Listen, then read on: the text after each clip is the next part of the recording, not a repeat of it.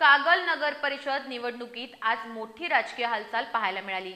तब्बल 8 उमेदवारांनी माघार घेतल्यानं निवडणूक बिनविरोधी करण्याचे प्रयत्न वेगाने सुरू असल्याचे संकेत मिळत आहेत।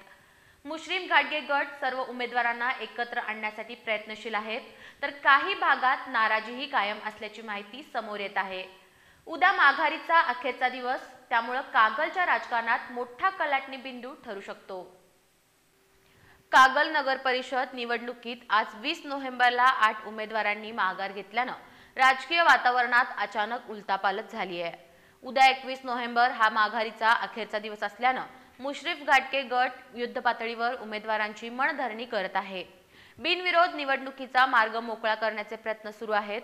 अपक्ष आणि इतर काही उमेदवारांची गाठीभेटी सुरू असून त्यांच्या अडचणींचे निराकरण करण्याचे आश्वासन दिले जात आहे।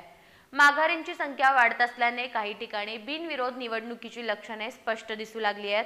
तथापि दुसरीकडे कार्यकर्त्यांची नाराजी विशेषतः घाटगे गटात अजूनही कायम असल्याची माहिती मिळत आहे। या नाराजीचा परिणाम निकालांवर होऊ शकतो अशी चर्चा ऐकायला मिळत आहे। घाटगे गटातील नाराजी आणि वाढत्या माघारीमुळे नागरिकांमध्ये पुन्हा एकदा हसन मुश्रीफ गट नगर परिषदेवर वर्चस्व राखणार अशी चर्चा जोर धरत आहे।